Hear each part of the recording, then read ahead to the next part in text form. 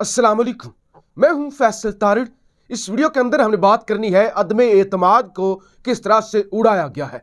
PDM में इस वक्त किस तरह से सफ़े मातम बिछी हुई है, उनकी उम्मीदों पर किस तरह से पानी फिरा है। नून लीग और जरदारी के क्या प्लान हैं पंजाब को लेकर, इस हवाले से भी बात करेंगे। कप्तान की इंतहाई फहाश बेहुदा नाजेबा ऑडियो लीक की गई और उसके अंदर एक खातून का जिक्र है। वो खातून कौन है, ऑडियो असली है या नकली है, इस सवाल से भी बात करेंगे। क्योंकि आपने तो अभी तक जाहिर है जब जो भी पीटीआई का फॉलोअर होगा उसके सामने जब इस तरह की ऑडियो आएगी तो पहला वो उसका जो लफ्ज होगा वो होगा कि ऑडियो जाली है। लिहाजा इस सवाल से भी हम बात करेंगे कि जाली है या असली है, क्या कहानी है, वो भी आपके सामने रखी जाएगी। पाक फौज की जानब से जो आज कामयाबी हासिल की गई है, सरप्राइज दिया गया है, उस सवाल से भी बात करेंगे। बड़ी जल्दी के साथ मैं आपको बता दूं, इस वक्त पीपल्स पार्टी ने क्या ख्वाब देखे हुए हैं जरदारी साहब ने, कि जैसे ही परवेज इलाही को हटाया जाएगा, परवेज इलाही क्योंकि हमारे साथ नहीं आ रहे तो फिर हम अपना वजीर आला लेकर आएंगे। और जरदारी साहब पंजाब में पीपल्स पार्टी का वजीर आला लाना चाहते हैं और वह वजीर आला होगा सैयद हसन मुर्तजा, जिनका ताल्लुक चनियोट से है। पीपल्स पार्टी के 7 ही सीटें हैं, उनमें से ये एक पार्लिमानी लीडर है सैयद हसन मुर्तजा साहब। तो जरदारी साहब ने यह ख्वाब देखा हुआ है कि मेरा वजीर आला आ जाए। चले शहबाज शरीफ भी बन गया, हमजा भी बन गया, लूट से लगी हुई है, तो लिहाजा मैं अब पीपल्स पार्टी का अपना वजीर आला लेकर आ जाता हूं। दूसरी तरफ नवाज शरीफ साहब ने यह ख्वाब देखा हुआ है कि पीटीआई की हुकूमत खत्म हो जाएगी तो मैं 21 जनवरी 2023 को दुआ कतर से होता हुआ वापस पंजाब लाहौर पहुंच जाऊंगा और फिर मैं जो है वो कैंपेन करूंगा। लाहौर के अंदर अपनी हुकूमत होगी तो किसी किस्म का कोई मसला भी नहीं होगा। यानी एक ख्वाब जरदारी ने देखा हुआ है, दूसरा ख्वाब नवाज ने देखा हुआ है कि हुकूमत खत्म होगी तो हम ये करेंगे।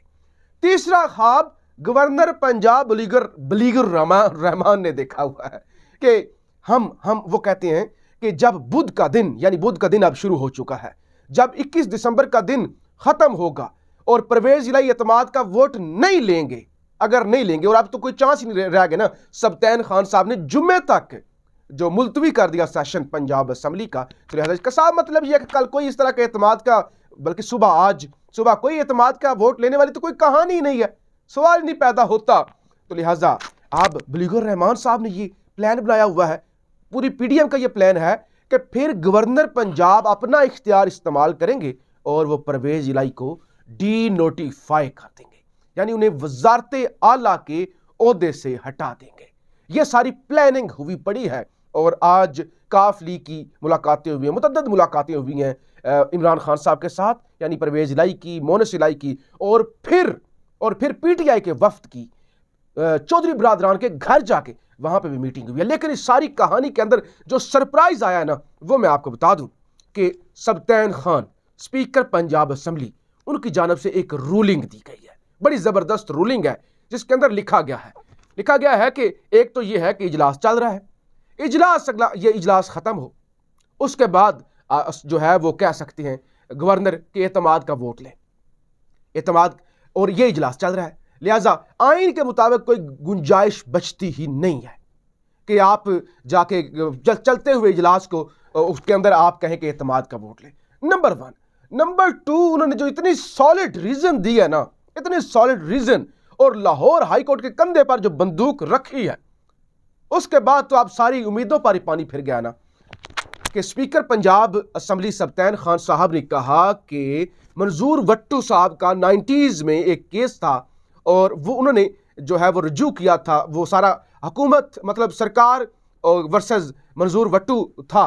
लाहौर हाई कोर्ट के 3 रुकनी बेंच ने केस की समाअत की थी और उसका फैसला ये आया था कि स्पीकर जो गवर्नर है वो एतमाद का वोट लेने का कम अज कम जो टाइम फ्रेम है ना, वो 10 दिन का दे, कम अज कम कि 10 दिन के अंदर अंदर आपने एतमाद का वोट लेना है। ऐसे नहीं कि आप उठें, सो के उठें और आप कहें कि कल 12 बजे तक जो वजीर आला है वो एतमाद का वोट ले, अगर नहीं ले सकता तो फिर वो फारिग है। वो कहती है नहीं, 10 दिन का टाइम मिनिमम देना है, मिनिमम 10 दिन का टाइम।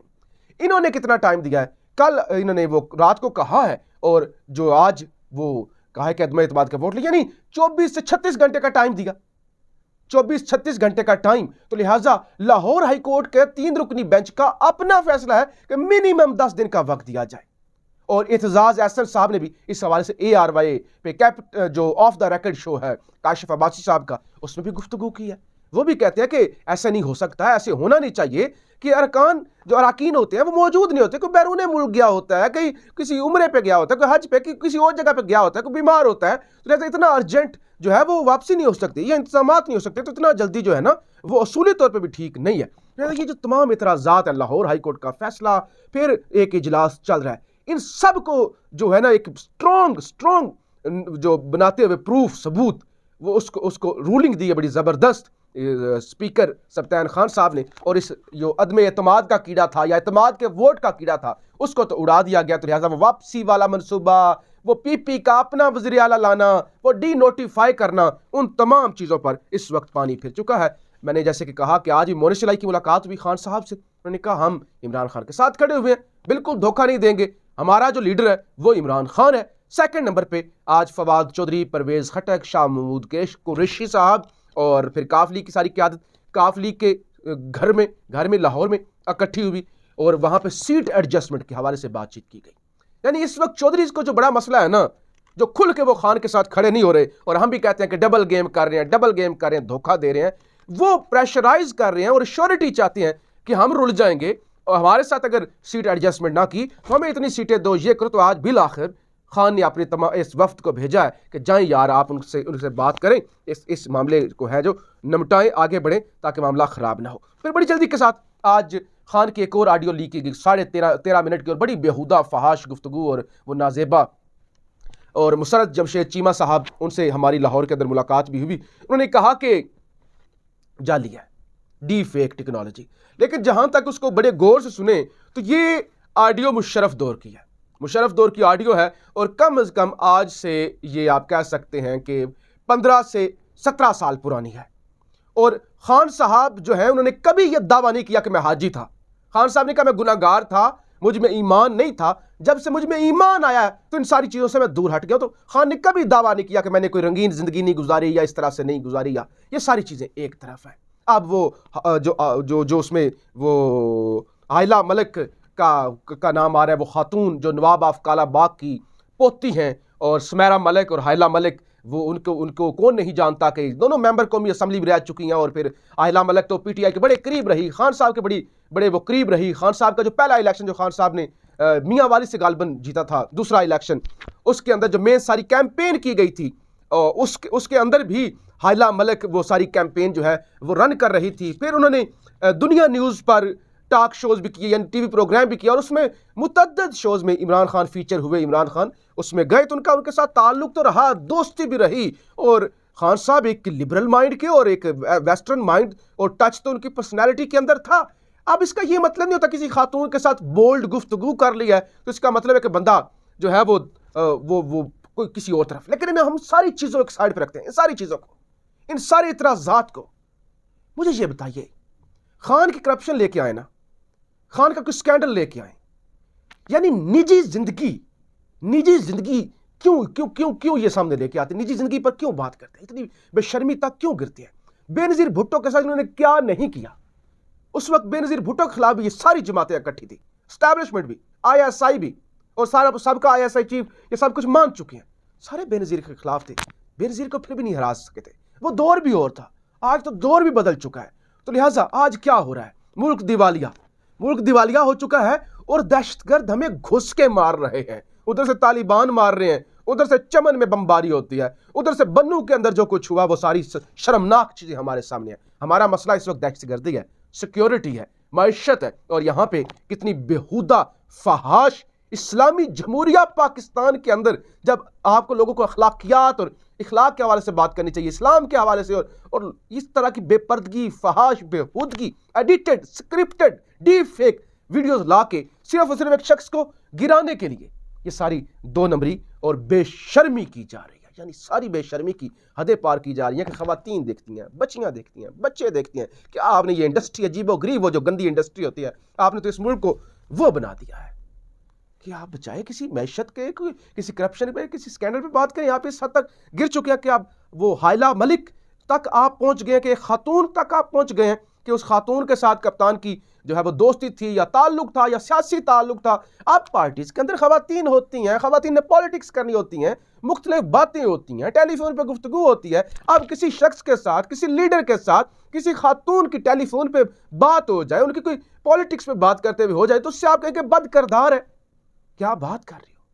यानी आप बहुत बड़े हाजी हैं, और जिस शख्स की आप बात करें उसने तो कभी दावा ही नहीं किया कि मैं बड़ा हाजी हूं, मैं बड़ा नेक हूं, मैं बड़ा शरीफ हूं। उसने कहा मैं बड़ा गुनाहगार था, लेकिन अब मुझ में ईमान आ चुका है। लिहाजा इस हद तक ना गिरें। और दूसरी तरफ पाक फौज को जी बिलाकर बड़ी कामयाबी मिली है।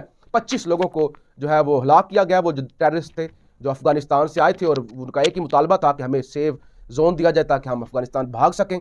और 7 ने सरेंडर किया है, 3 को गिरफ्तार किया गया। तो बिलाखिर ये कामयाबी मिली है, और सरप्राइज ही मैं कह सकता हूँ पाक फौज ने दिया है, या मैं कह सकता हूँ कि पाक फौज ने बचाया है आखिर 2-3 दिन के ऑपरेशन के बाद। और दहशतगर्द यानी ये नौबत आ चुकी है इस मुल्क में। क्या लड़ना है हमने, कश्मीर को क्या फतह करवाना है, और क्या इंडिया से और क्या किसी लड़ना है। दहशतगर्द हमें घुस घुस के मार रहे हैं। चमन के अंदर हो रहा है, बलोचिस्तान के अंदर क्या हो रहा है, KPK के अंदर क्या हो रहा है। मैशत मुल्क दिवालिया, पैसे हैं नहीं, पेंशन देने के लिए पैसे हैं नहीं, ना नेशनल सिक्योरिटी, ना इकोनॉमिक सिक्योरिटी, कुछ भी पल्ले नहीं है। और इस वक्त टीवी पर और सोशल मीडिया पे क्या डिस्कस करना है, वो जो कप्तान की शर्मनाक ऑडियो आई है उसके अंदर क्या है। आप राय का इजहार जरूर कीजिएगा। पाकिस्तान जिंदाबाद।